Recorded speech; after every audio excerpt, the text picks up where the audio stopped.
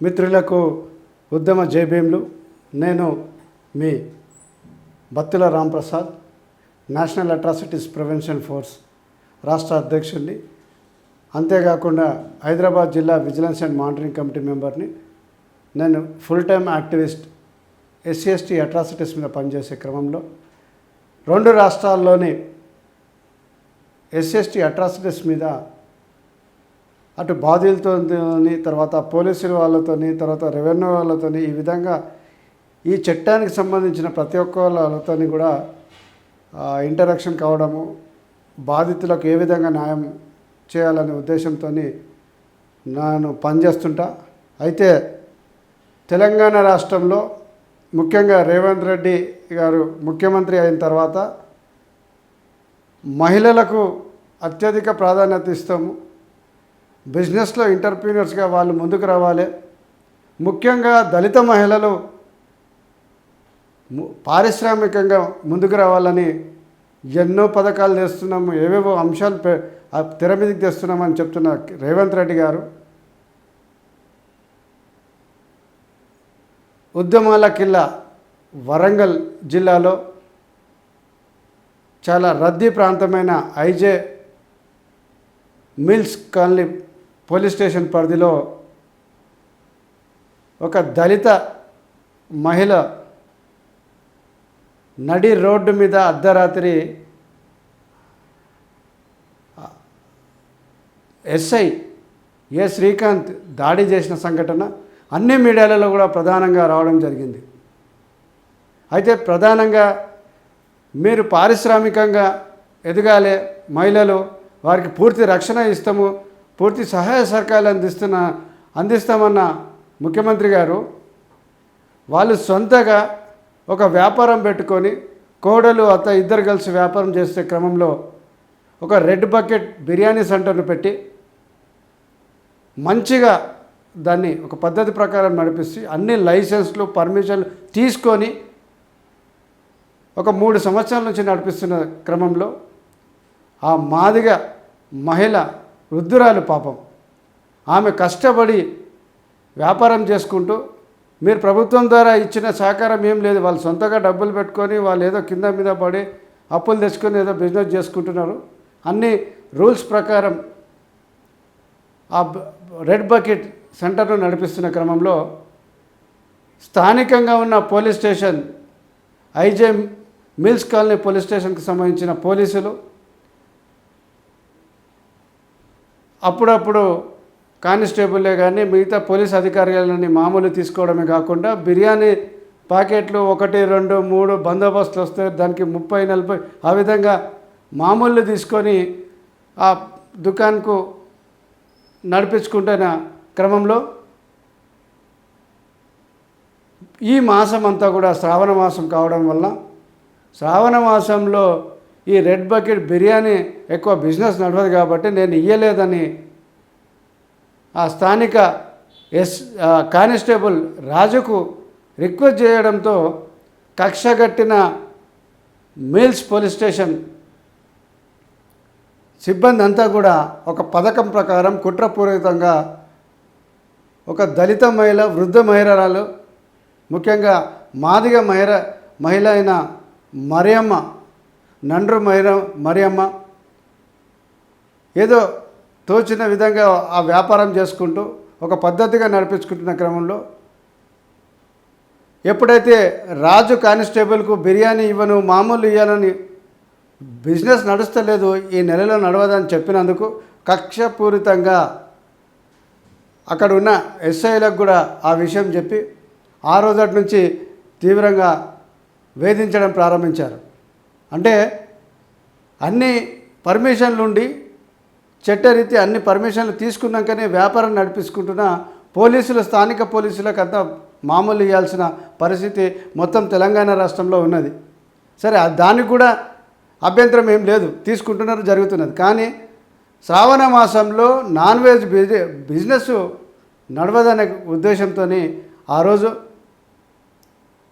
నేను ఇయ్యలేను అని చెప్పినందుకు కక్షగట్టిన కానిస్టేబుల్ అదే పోలీస్ స్టేషన్లోని SI గారు శ్రీకాంత్ ఈయన బీసీ సామాజిక వర్గానికి చెందిన వ్యక్తి.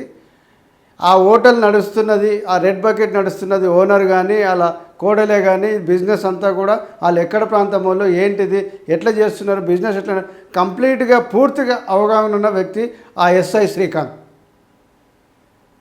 సరే అంత ఇన్ఫర్మేషన్ ఉన్నా కానీ ఒకరోజు అంటే మొన్న 22 ఆగస్టు రోజు నువ్వు ఏ టైం వరకు ఓపెన్ చేస్తావు షాపు? నువ్వు ఏ టైం వరకు ఓపెన్ చేస్తావు? నువ్వు ఏ టైం వరకు ఓపెన్ చేస్తావు షాపు? నువ్వు ఏ టైం వరకు ఓపెన్ చేస్తావు? అక్కడికి వస్తే ముందుకు వస్తున్నా ఇక్కడ ఉన్నవారు మాట్లాడేవారు నువ్వు మొత్తం నీకు సంబంధం లాగా నీకు సంబంధం లాగా చెప్తున్నా. ఎవరు షాప్ ఎవరిది? ఈ రెడ్ బకెట్ షాప్ ఎవరిది? ఇది ఎవరిది? ఇది ఎవరిది? ఇది ఎవరిది? ఇది ఎవరిది?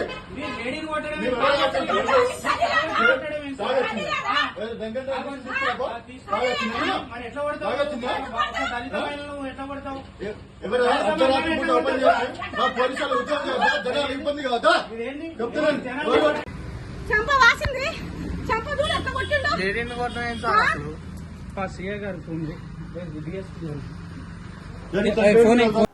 షాప్ అంతా బిజినెస్ కంప్లీట్ అయినాక ఆ ఎంప్లాయీస్ అంతా పక్కన రూమ్లో తింటుంటే పక్కనే ఫాస్ట్ ఫుడ్ సెంటర్ వీళ్ళదే ఉంటుంది. అది బంద్ అయిపోయింది ఎప్పుడో, అంటే టైం ప్రకారం అది బంద్ అయింది. బంద్ అయినాక వచ్చి వాళ్ళని ఎటువంటి అడగకుండా ఏం బంద్ ఉన్నదాకుండా ఏం అడగకుండా పోయి ఆ కిచెన్లకెని ఫాస్ట్ ఫుడ్ సెంటర్ కిచెన్లకెని బలవంతంగా సిలిండర్ తీసుకునే క్రమంలో ఆ ఓనర్ మరియమ్మ కొడుకు ఉండి ఎందుకు తీసుకుపోయి అడిగే ప్రయత్నం చేస్తున్న సందర్భంలోనే మరియమ్మ గారు రాగానే ఆపే ప్రయత్నం చేస్తుంటే ఒక వృద్ధ మహిళ, దళిత మహిళ, అలా తల్లి వయసు ఉన్న మహిళను చెంప మీదకని విపరీతంగా కొట్టడమే కాకుండా బూతు మాటలు తిడుతున్నారు. అడ్డొచ్చిన కొడుకును కూడా విపరీతంగా కొట్టి బూతు మాటలు కులం పేరుతో తిట్టి తీవ్రంగా దాడి చేసినారు. ఇప్పుడు ఆ వీడియోలన్నీ కూడా మన N9లో ఇప్పుడు మీరంతా చూస్తుంటారు. ఎంత దారుణం అంటే సొంతగా బిజినెస్ చేసుకుంటున్నాడు, అన్ని పర్మిషన్లు ఉన్నాయి, ఇన్ టైంలో బంద్ చేస్తున్నాము, మామూలు ఇయ్యననే అన్నందుకు మాత్రమే ఈ విధంగా దాడి చేయడం ఇది దేనికి సంకేతం? ఒక మాదిగ మహిళను వృద్ధురాలను ఆ విధంగా దాడి చేయడం, అడ్డొచ్చిన కొడుకును కూడా దాడి చేసి కులం పేరుతో దూషించిన ఈ వీడియోలో మీరు అన్నీ చూసడం జరిగింది. సరే అది జరగగానే స్థానిక సిఐ గారికి కూడా ఫోన్లో చెప్పడం జరిగింది, ఇట్లా మీ ఎస్ఐ గారు వచ్చి గొడవ చేశారు, తీసుకుంటే అడ్డుకునే క్రమంలో కులం పేరుతో దూషించి కొట్టిండు, మొత్తం చెంపంతా వాసిపోయింది అని క్లియర్గా సిఐ కూడా చెప్పడం జరిగింది. సిఐకి చెప్పడమే కాకుండా అక్కడ స్థానిక ఏసీపీకి కూడా చెప్పడం జరిగింది. అయితే ఇంత రాత్రులు ఎందుకులే రేపు పొద్దున వచ్చి కంప్లైంట్ ఇయ్యారంటే పోలీస్ స్టేషన్ పోయినా తీసుకోకుండా ఇంటికి పంపించేసారు. ఎక్కడ పోతున్నది ఇది? ఫ్రెండ్లీ పోలీస్ అంటున్న పోలీసులు ఒక వృద్ధ మహిళలను, దళిత మహిళలను ఎందుకు కొట్టాలని ఎట్లా అనిపించింది? అది నిజంగా కూడా వాళ్ళు రూల్స్ వయలేషన్ చేస్తే కేసు నమోదు చేయండి, నోటీస్ ఇవ్వండి, నోటీస్ ద్వారా తీసుకుపోవాలి. నీకేమున్నది ఒక దొంగలాగా తీసుకుపోవడానికి? చట్టం ఏం చెప్తున్నది? ఎఫ్ఐఆర్ నమోదై ఏమన్నా నీకు అక్కడి నుంచి తీసుకోవాలంటే కంపల్సరీ నోటీస్ ఇవ్వాలి, ఇన్ఫర్మేషన్ ఇవ్వాలి, తీసుకోవాలి. అటువంటిది ఏమి లేకు తీసుకొచ్చి బలవంతంగా తీసుకుంటే ఆపే క్రమంలో పోతే చెంపలు వాసిపోయేటట్టు దాడి చేస్తావా? కులం పేరుతో తిడతావా? ఎస్ఐ నీ ట్రైనింగ్లో ఇదే నేర్చుకున్నావాను? అడ్డొచ్చిన కొడుకు మీద దాడి చేస్తావు. ఇదంతా ఒక ఎత్తు అయితే, మీరంతా వీడియోలో చూసారు, ఇదంతా ఒకటైతే ఎత్తు అయితే రాత్రి కంప్లైంట్ తీసుకోకుండా ఇప్పుడు ఇచ్చిన కంప్లైంట్, పొద్దునిచ్చిన కంప్లైంట్, మీరు పొద్దున రారని ఆ బాధితులను పంపించిన తర్వాత ఈయన మళ్ళీ పోలీస్ స్టేషన్కి పోయి వీళ్ళ మీద ఒక కౌంటర్ కేసు పెడతారు. ఏంది ఇది? ఎక్కడ పోతున్నది రేవంత్ రెడ్డి గారు? హోమ్ మినిస్టర్ మీరు కదా. ఎస్సీ అట్రాసిటీ బాధితులు వచ్చేసి మీ దగ్గర పోలీస్ స్టేషన్లో కంప్లైంట్ ఇస్తే వాళ్ళ ఎఫ్ఐఆర్ చేయకుండా వాళ్ళ మీద కౌంటర్ ఎఫ్ఐఆర్ చేయడం, ఇది ఎక్కడ పోతుంది? ఇది ఎంత దారుణం? అర్ధరాత్రి పూట ఒక దళిత మహిళను తీవ్రంగా దాడి చేసి కులం పేరుతో తిట్టి, అయ్యా మొర్రో నన్ను తిట్టిరని సిఐకి చెప్పిన తర్వాత పోలీస్ స్టేషన్ పోయి కంప్లైంట్ ఇస్తే కంప్లైంట్ తీసుకోకుండా పొద్దున రామని పంపించి వాళ్ళ మీద కౌంటర్ కేసు పెట్టారు. ఎక్కడ పోతున్నది ఇది పోలీస్ వ్యవస్థ? ఏం చేస్తున్నారు సిపి వరంగల్ గారు? ఈ అంశం నీకు అంతా తెలిసిందే కదా, మీడియాలో చాలా బ్రహ్మాండంగా వచ్చింది. ఇవన్నీ దళితుల మీద దాడి చేయడం ఒక ఆనవాయితీగా మారిపోయింది. మొన్ననే సైదాపూర్లో, కరీంనగర్ సైదాపూర్లో డ్రంక్ అండ్ డ్రైవ్ చెకింగ్ చేస్తున్నామని చెప్పి ట్రైనీ ఎస్ఐ భార్గవ్ గౌడ్ దాడి చేస్తే అక్కడ బత్తుల మహేందర్ అనే తీవ్రంగా గాయపడి ఆ కర్ణబేరి పడిగిపోయింది. అది ఇంకా కేసు నడుస్తూనే ఉన్నది. అది యథేచ్ఛగా అక్కడ చేసిండు ఆ క్రైము. అక్కడ కొన్ని రోజులు ఇంటి దగ్గర ఉన్నాడు, మళ్ళీ తీసుకుపోయి వేరే జ్యుడిషియల్లో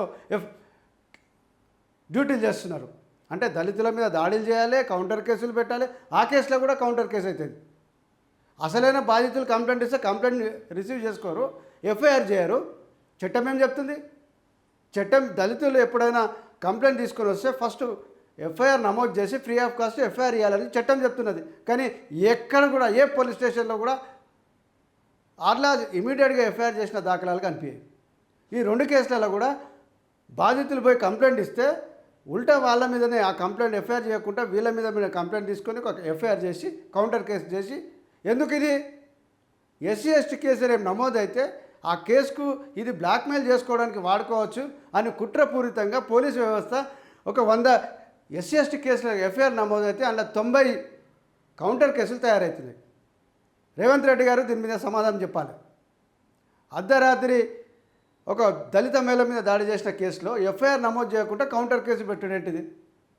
ఇంకా దారుణం చెప్పాలా, పోలీసు వాళ్ళు మేధావి అనుకుంటారు, మేము చాలా అనుభవం ఉన్నది, చాలా మేము క్లియర్గా చాలా పకడ్బందీగా ఎఫ్ఐఆర్ చేస్తామంటారు కదా. వాళ్ళు చేసేది తప్పు, వాళ్ళకు కూడా తెలుసు కాబట్టి అలా చేసే క్రమంలో ఆ దొర్లిన తప్పులు కూడా గమనించుకోకుండా ఎఫ్ఐఆర్ కౌంటర్ ఎఫ్ఐఆర్లు చేస్తారు. అయితే ఇప్పుడు మనం ఇచ్చిన కంప్లైంట్ మీద ఏసీపీకి చెప్పినాము, సిఐ గారు చెప్పినాము, కమిషనర్ గారి దృష్టికి పోయింది, మీడియాలో బ్రహ్మాండంగా ప్రచారం వచ్చింది. ఇంత దళితమైన దాడి చేసిరని మొత్తం జిల్లా వ్యాప్తంగా మాట్లాడుకుంటుంటే పోలీసులు మాత్రం ఆ బాధితులైన దళితుల మీదనే ఒక ఎఫ్ఐఆర్ తయారు చేసి ఆ ఎఫ్ఐఆర్ తయారు చేసి సైలెంట్గా పక్కన పెట్టి మేము ఇచ్చిన కంప్లైంట్ మీద మీరు ఎఫ్ఐఆర్ చేయాలని తెల్లారిపై పెద్ద ఎత్తున ఆందోళన చేసి గొడవ చేయడం వల్ల అప్పుడు వాళ్ళు తప్పని పరిస్థితిలో దారుణం ఏంటిదంటే అక్కడున్న ఏసీపీ కొత్తగా సుమిత్ అనే ఏఎస్పీ ఆయన నీ మీద కేసులు అవుతాయి, నీ మీద అక్రమ కేసులు పెట్టి రౌడీ షీట్ ఇస్తాము, నీ దుకాణం బంద్ చేపిస్తాము, నువ్వే తప్పు చేసుకుంటా ఈ విధంగా దబాయించాడు. ఒక ఏసీపీ స్థాయి ర్యాంకు, ఒక ఐపీఎస్ ర్యాంక్లో ఉన్న వ్యక్తి ఈ విధంగా మాట్లాడతాడు. అయితే ఇప్పుడు మనం ఇచ్చిన కంప్లైంట్ మీద ఒక ఎఫ్ఐఆర్ అయితే నమోదు చేశారు. ఆ ఎఫ్ఐఆర్ ఒక్కసారి మనం పరిశీలించినాక కంప్లైంట్ ఏమున్నది, ఎఫ్ఐఆర్ నమోదు ఎట్లయిందో మనం ఒకసారి చూద్దాం.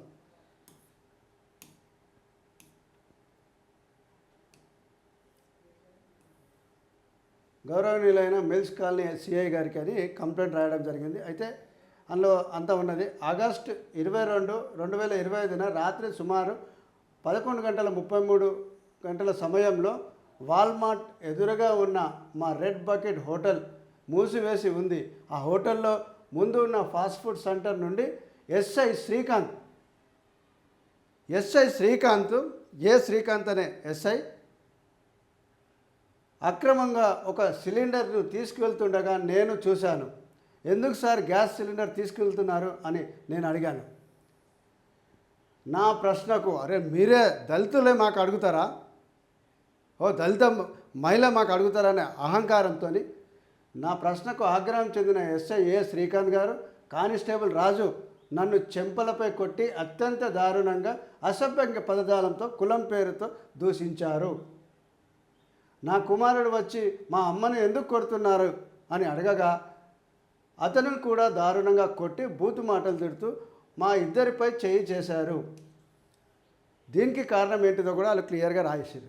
గతంలో ఆయన మామూలు డబ్బులు అడిగినప్పుడు ఇవ్వనందువలనే ఈ కక్ష సాధింపు చర్యలు పాల్పడినట్టు మేము భావిస్తున్నాము. ఇది స్పష్టంగా కంప్లైంట్లో స్పష్టంగా చెప్పడం జరిగింది. మీరంతా వీడియోలో కూడా చూడడం జరిగింది. దీని మీద ఎఫ్ఐఆర్ అయితే ఒత్తిడి తట్టుకోలేక ఎఫ్ఐఆర్ అయితే చేశారు. అయితే ఇప్పుడు మనం ఆ ఎఫ్ఐఆర్ కంప్లైంట్ మీద ఎఫ్ఐఆర్ ఒకసారి చూసుకుందాం. ఇగో AJ mills colony police station, crime number 499/2029, 23/8/2025 రోజు చేసిరు. ఇందులో 115(1), 351(2), రెడ్ విత్ 35 బిఎన్ఎస్, తర్వాత 31S 32VA SC/ST/PO యాక్ట్ల కింద కేసు నమోదు చేశారు. సంతోషం, కంప్లైంట్ వేసింది. అయితే ఇప్పుడు మీరు ఒకసారి, నేను ఒక యాక్టివిస్ట్గా ఒక అట్రాసిటీ చట్టం మీద పూర్తి అవగాహనతోని చాలా కేసులలో, ముఖ్యంగా పోలీసులు చేసే అట్రాసిటీస్ మీద, ప్రతి ఒక్క అట్రాసిటీ తెలంగాణలో పోలీసులు జరిగిన అట్రాసిటీస్ మీద సీరియస్గా వర్క్ చేస్తున్న ఒక కార్యకర్తగా చెప్తుంది. ఇప్పుడు మీరు నేనేమేమి గమనించినా మీ దృష్టికి తెస్తాను. ఇది ఇన్ఫర్మేషన్ రిసీవ్డ్ 23/8 ఈవినింగ్ 6 o'clock అని ఇచ్చారు. ఇది అయితే జనరల్ డైరీ రిఫరెన్స్ నెంబర్ 19. వీళ్ళు చెప్పిన దాని ప్రకారం ఏంటిదంటే 23వ తారీఖు 6 గంటలకు ఇన్ఫర్మేషన్ వచ్చింది. ఇది జనరల్ డైరీ ఎంట్రీలో 19వ ఎంట్రీగా చేసినామని చెప్పారు. ఇది వాళ్ళు చేసారు. తర్వాత ఇందులో A1గా ఏ శ్రీకాంత్ ఎస్ఐ. అయితే కంప్లైంట్లో క్లియర్గా చెప్పినాం, ఏ శ్రీకాంత్ ఎస్ఐ అని చెప్పినాం. ఎస్ఐ రాయలే, డిజిగ్నేషన్ రాయలే. తర్వాత A2గా రాజు, బట్ల రాజు అని కానిస్టేబుల్ అని చెప్పినాం, కానీ ఎక్కడ కూడా ఆయన రాయలే. అయితే ఎఫ్ఐఆర్ అయితే నమోదైంది. ఇక్కడ మేమిచ్చిన కంప్లైంట్ మీదనైతే ఎఫ్ఐఆర్ చేసారు, కానీ బాధితులకు మొత్తం నిందితుల రూపంగా వీళ్ళ మీద ఒక కౌంటర్ ఎఫ్ఐఆర్ చేశారు. మీరు చూసారు కదా ఇప్పుడే, ఎఫ్ఐఆర్ నంబర్ 199/2025. వీళ్ళకి కౌంటర్గా 198/2025 ఒక ఎఫ్ఐఆర్ అయితే నమోదవుతుంది. ఇది ఇప్పుడు అది కూడా పరిశీలిద్దాం.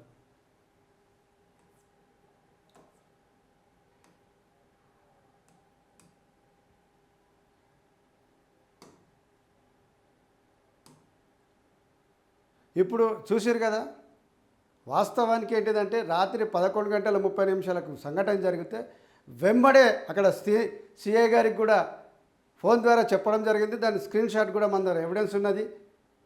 అయినా కానీ వాళ్ళు ఏం చేశారు, రాత్రి వచ్చిన ఫోన్ కాల్ పోయింది, పోలీస్ స్టేషన్ పోయింది, ఏసీపీ గారికి పోయింది, తెల్లారి మీడియాలంతా ప్రచారం అయింది, పక్కకు పెట్టేసి ఈయన ఎస్ఐ గారు ఒక కంప్లైంట్ లాంచ్ చేస్తాడు. ఈ కంప్లైంట్ ఒకసారి మనం చూసాం. ఇగో, అక్రమంగా బాధితులైన దళితుల మీదనే నిందితులుగా మారుస్తూ ఒక ఎఫ్ఐఆర్ నమోదవుతుంది. అదే పోలీస్ స్టేషన్లో 498/2025 డేటెడ్ సో.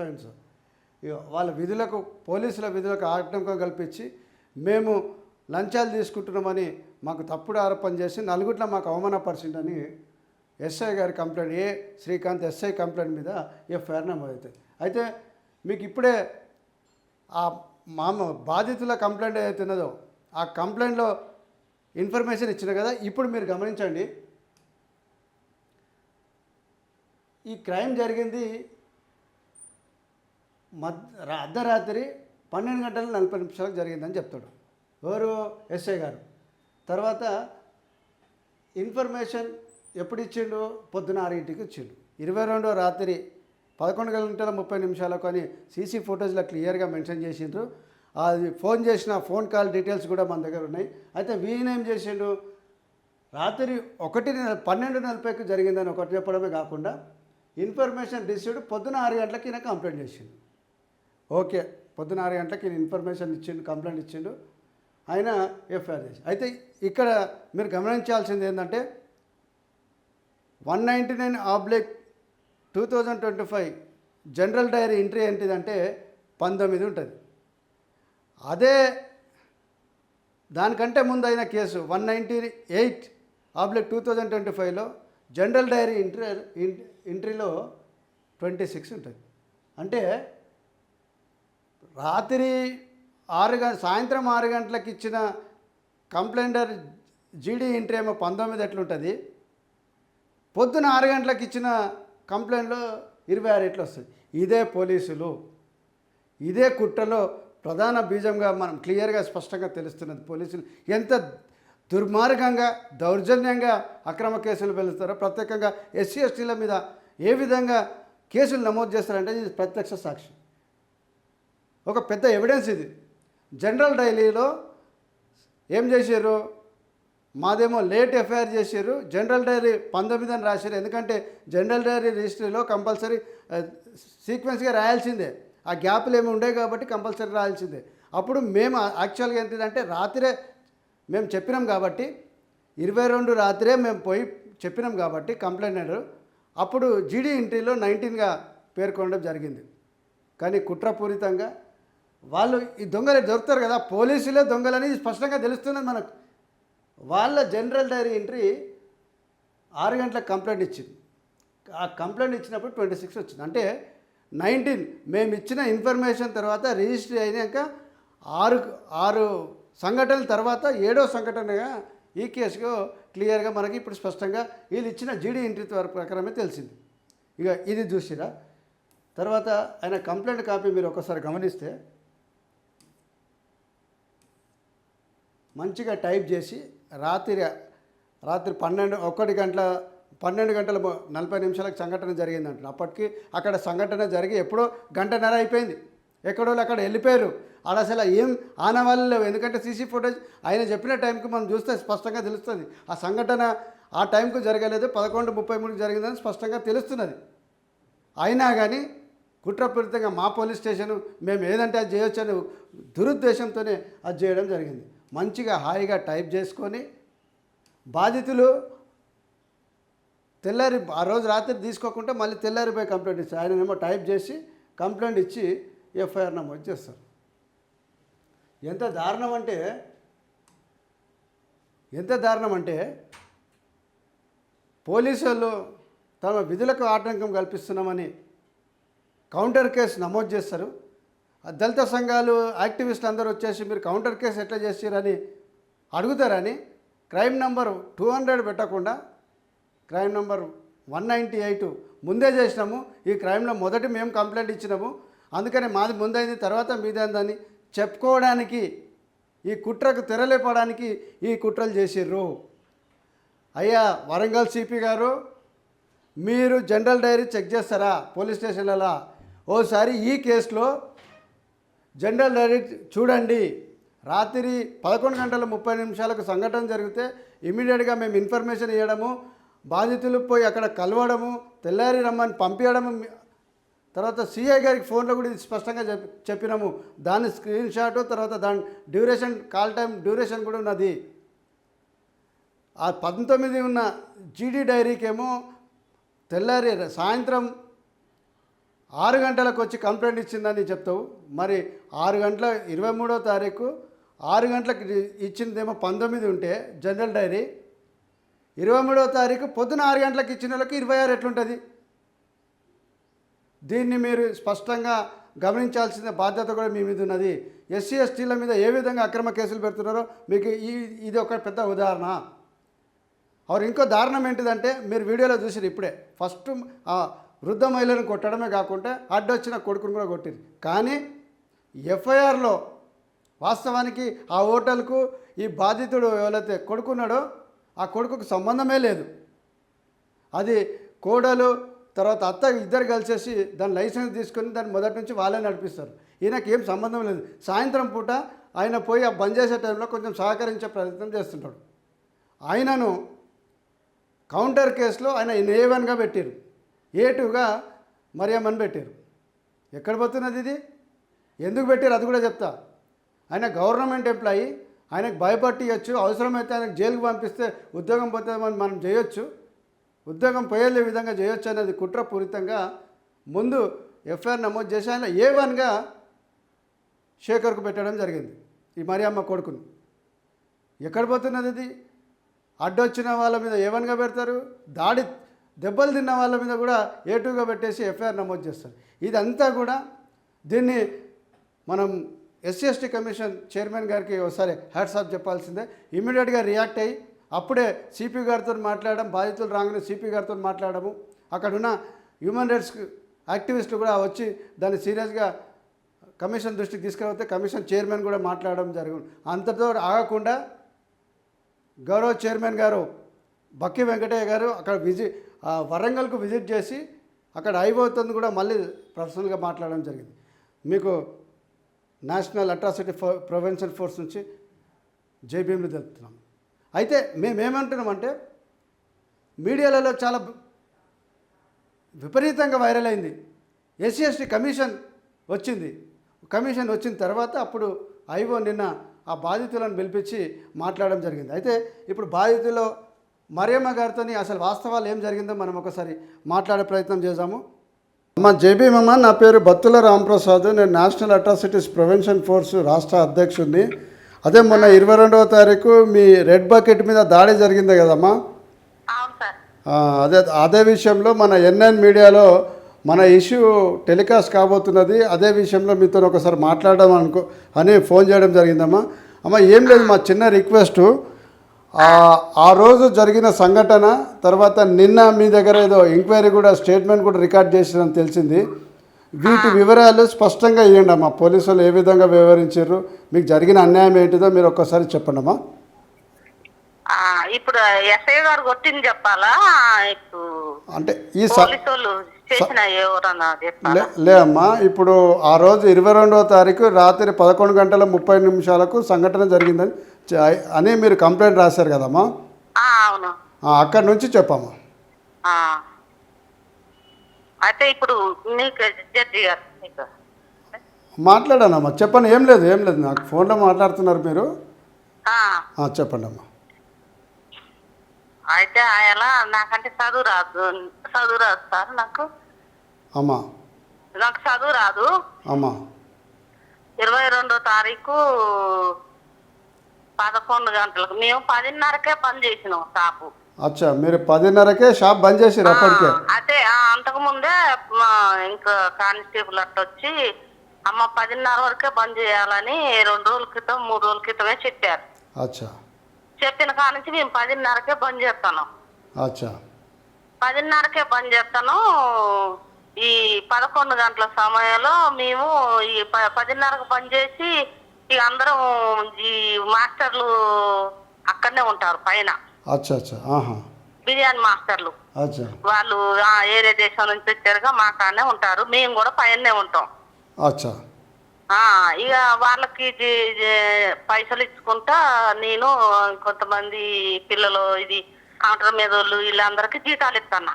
అచ్చా, జీతాలు ఇచ్చే టైంలో ఇక బయట మాది అట్లా ఫాస్ట్ ఫుడ్ సెంటర్ లెక్క కొంచెం పెట్టిను. ఆ గ్యాస్లు మాత్రం బయటనే ఉంటాయి. సీసీ కెమెరా ఉందిగా, ఎవరు తీసుకపోరు. ఇంతవరకు అయితే ఎవరు తీసుకపోలే. ఎవరు తీసుకపోలే. ఇక మీ ఇప్పుడు పెట్టి బిర్యానీ షాప్ పెట్టి 3 సంవత్సరాలు కానీ 3 సంవత్సరాల మంటే కూడా మాది చిన్న పనిముట్టు కూడా దొంగలు కానీ ఎవరు కానీ ఎత్తకపోలే. మేము ఇక అలానే తిరుక్కుంటుంటా. రాత్రి 11-12 గంటల దాకా అన్ని చదువుకొని నేను పైకి వెళ్ళిపోతా.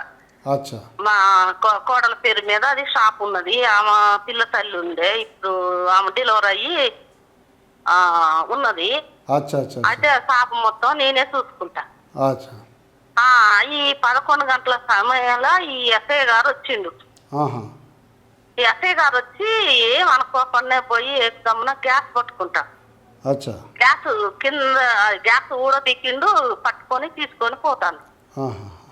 తీసుకొని పోతాండు.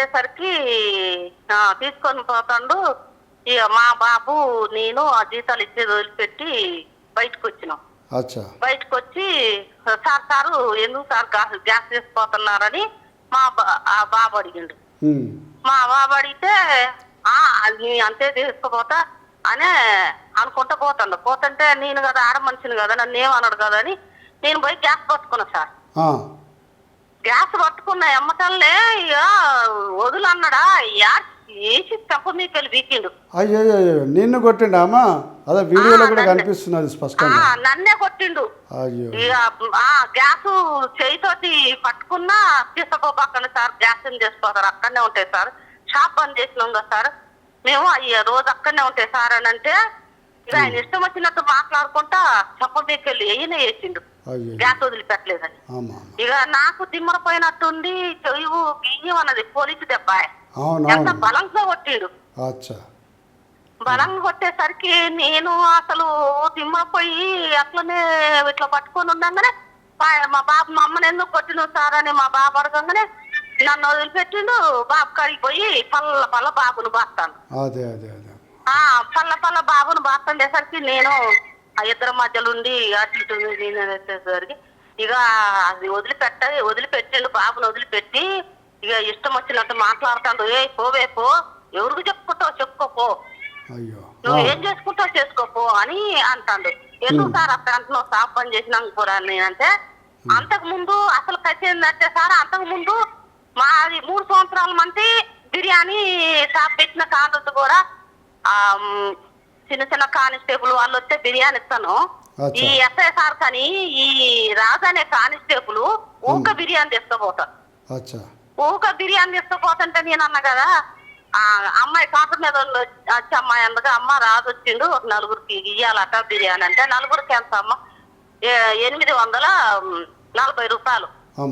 ఆ బిర్యానీ అడిగితే మేము ఇయ్యాం సారు, ఇప్పుడు శ్రావణ మాసం రోజులు మాకు బిర్యానీ లాస్ట్ లో ఉన్నాం సార్, మాకు జీతాలే వెళ్తలేవు, జీతాలు వెళ్తలేవు సారు, మీరు పైసలు కట్టి తీసుకోరాదు సార్, మాకు మేము ఇబ్బందిలో ఉన్నాము, మా కొడుకు మా కోడలు డెలివరీ అయ్యి కూడా మాకు పైసలు లేకుండా ఉన్నాం సార్, ఇబ్బందిలో ఉన్నాం అని నేను అంటే, ఇక మాకు బిర్యానీ ఇస్తలేరు కదా, మీరు ఎట్లా షాప్ను తీస్తారో చూస్తా, ఎట్లా నడుపుతారో చూస్తా అని బెదిరించుకుంటా వెళ్ళిపోయింది. ఇక ఇయ్యలేదని ఇక తెల్లారొచ్చి ఆ కడుపులో పెట్టుకొని వచ్చి తెల్లారొచ్చి ఈ కొట్టడం జరిగింది.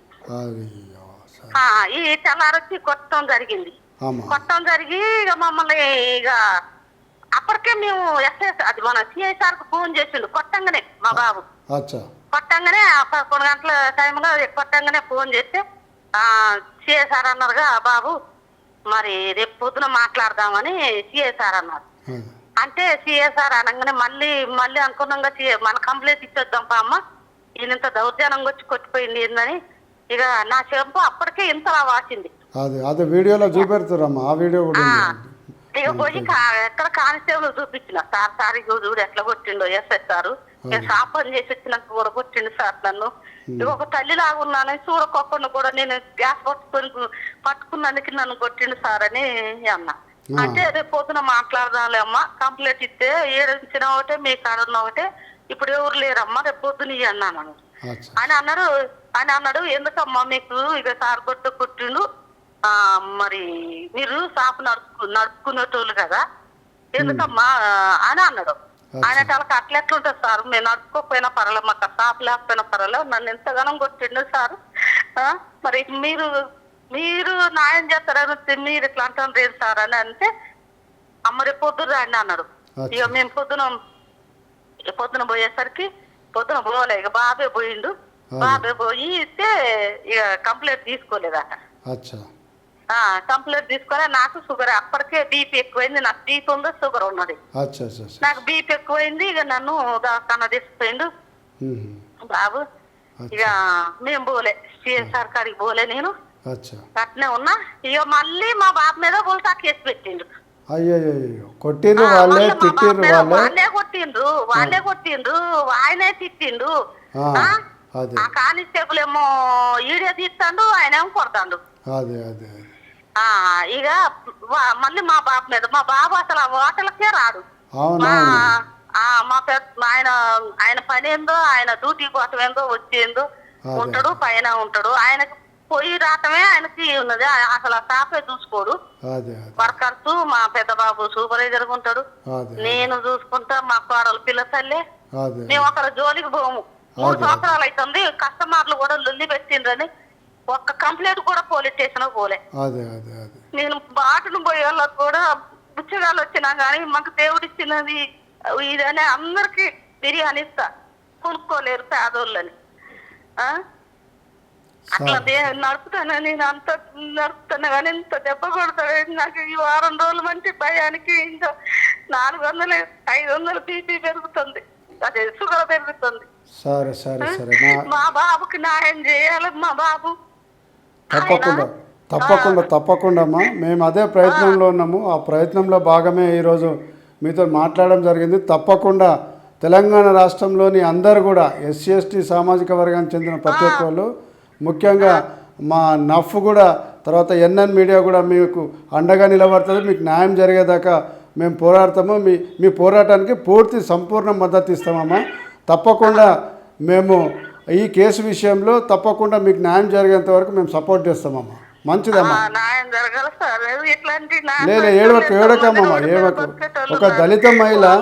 ఒక దళిత వృద్ధ మహిళ అని కూడా చూడకుండా అహంకారపూరితంగా కొట్టడమే కాకుండా మళ్ళీ మీద కేసు పెట్టడం అనేది ఇది చాలా దుర్మార్గమైన చర్య.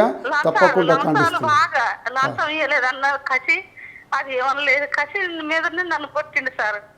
సరే అమ్మ, తప్పకుండా ఆ ఎస్ఐని, ఆ కానిస్టేబుల్ అరెస్ట్ అయ్యే వరకు కూడా మేమంతా కూడా మీ వెంటనే ఉంటాము. అవసరం ఉంటే మీతో పాటు ఉండి ఉద్యమాలు చేయడానికి కూడా మేము సహకరిస్తామని తెలియజేస్తున్నాం అమ్మ. ధన్యవాదాలమ్మా. జై భీమ్.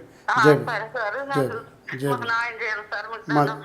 మంచి చూశారు కదా మిత్రులు, ఇంత దౌర్జన్యంగా ఒక దళిత మహిళ మీద దాడి చేయడమే కాకుండా కౌంటర్ కేసు పెట్టేసి కొడుకును కూడా, అసలు ఆ హోటల్కు కొడుకుకు సంబంధం లేకుండా అక్రమంగా కేసు నమోదు చేసి ఈ విధంగా వేధింపులు చేస్తున్నారు.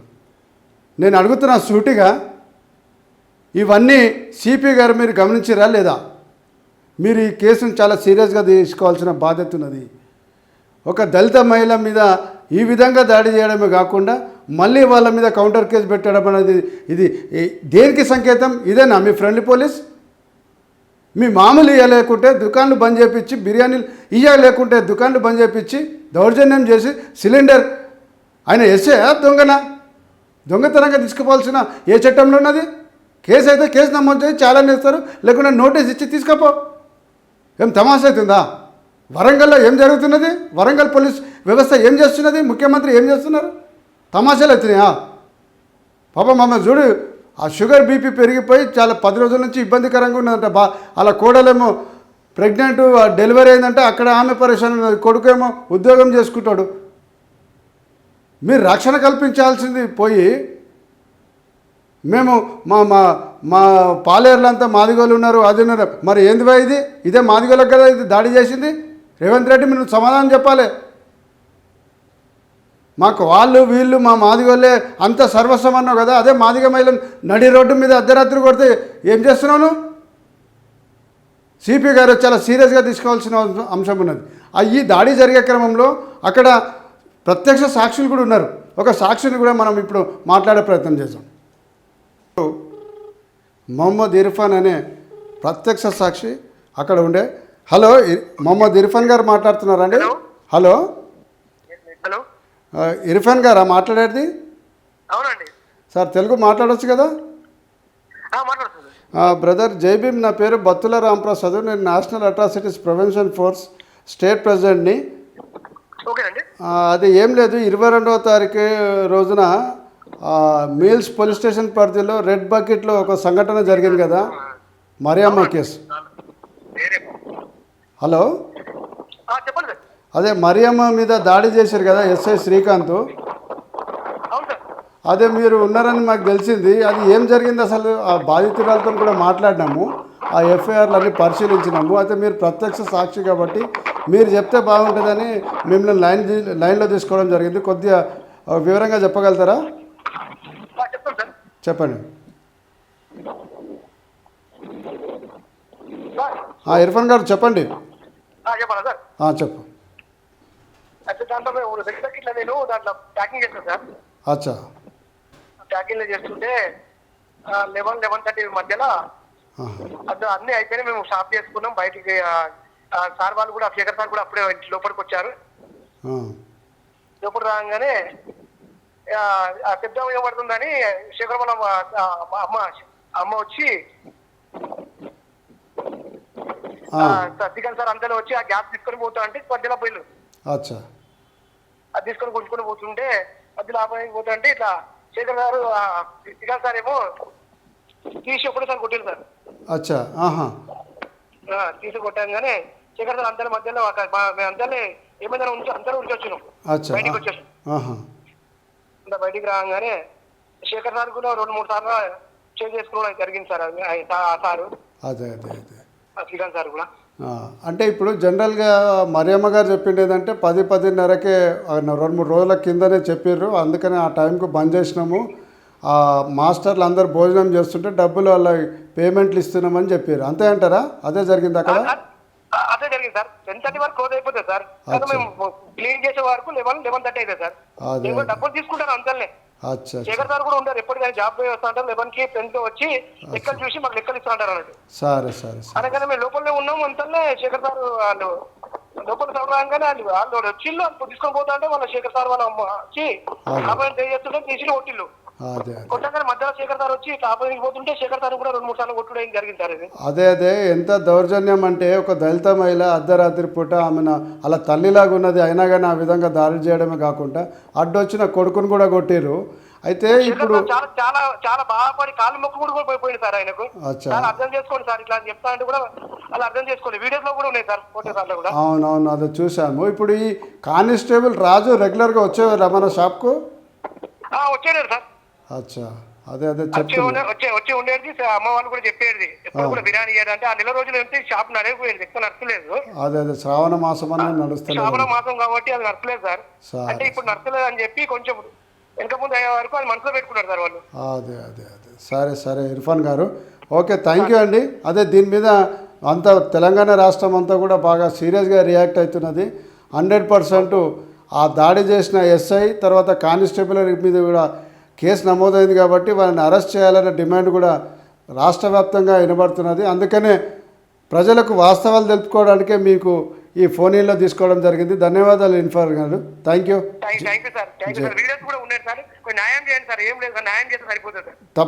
తప్పకుండా ఇప్పుడు దౌర్జన్యం ఎంత దాటిపోయిందంటే, వాళ్ళే దాడులు చేసారు, గాయపరిచారు, కులం పేరుతో తిట్టారు, మళ్ళీ వీళ్ళ మీదనే కౌంటర్ కేసు పెట్టారు. అది అంతా మనం సీరియస్గానే కొంచెం ఫైట్ చేద్దాము. ఆ కుటుంబానికి మేము అందరం కలిసి సహకరిద్దాం. ఓకేనండి, ధన్యవాదాలు.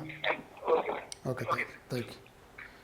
మిత్రులారా, చూసిరు కదా, పోలీసులు ఆ చట్టాలన్నీ కూడా వాళ్ళకి చుట్టాలుగా మార్చుకొని ఎస్సీ ఎస్టీలు ఎప్పుడైతే కంప్లైంట్ చేస్తారో ఆ కంప్లైంటర్ మీద కౌంటర్ కేసు పెట్టడం, క్లియర్గా వీడియో ఎవిడెన్స్లు ఉన్నా, మాట్లాడిన సందర్భం క్లియర్గా ఉన్నా, అన్ని ఆధారాలతోని పోలీస్ స్టేషన్లకు కంప్లైంట్ ఇచ్చినా అక్కడ ఆ పోలీసులకే సహకరించుకుంటూ ఉల్టా బాధితుల మీద రౌడీ షీట్ చూపిస్తాము, నీ షాప్ బంద్ చేపిస్తాము, మీరు బిజినెస్ చేయలేరు అని దబాయించే స్థాయిలో పై అధికారులు మాట్లాడతారు.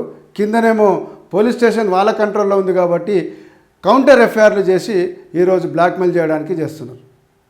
అంటే ఒక ప్రభుత్వ ఉద్యోగి మీద కేసు అయితే అరెస్ట్ చేస్తే ఈ కేసు విత్డ్రా అవుతారని కుట్రపూరితంగా కదా. నేను సిపి వరంగల్ గారికి సూటిగా ప్రశ్నిస్తున్నా, ఈ రెడ్ బకెట్ మీద కేసులో మీరు ప్రత్యేకంగా చొరవ తీసుకోవాల్సిన బాధ్యత ఉన్నది. ఎందుకంటే ఆ ఐఓ మీద కూడా మాకు నమ్మకం లేదు. ఎందుకు ఇవి మాట్లాడుతున్నామంటే, బాధితులు పోయి ఏసీపీని కలిస్తే ఏసీపీ చెప్తున్నాం నీ మీద కూడా కేసులు నమోదు చేస్తున్నాము, నీ మీద కూడా రౌడీ షీట్ ఇస్తాము, నీ దుకాణం బంద్ చేపిస్తాము.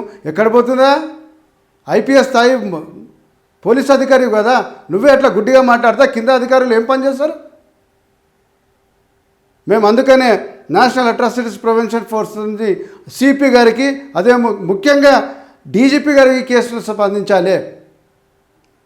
ఆ క్లియర్గా ఎలక్ట్రానిక్ ఎవిడెన్స్ ఉన్నాయి, ఫోన్ చేసిన దాఖలాలు ఉన్నాయి, జరిగిన సంఘటన పూర్తిగా ప్రత్యక్ష సాక్షులు అందరి స్టేట్మెంట్ కూడా రికార్డ్ అయినాయి. రాష్ట్ర డీజీపీ గారు ఈ ఏదైతే రెడ్ బకెట్ మీద దాడి చేసిన నిందితుడు ఏదైతున్నాడో ఎస్ఐ ఏ శ్రీకాంత్, కానిస్టేబుల్ బట్ల రాజును ఇమీడియట్గా రిమాండ్ చేయాలి.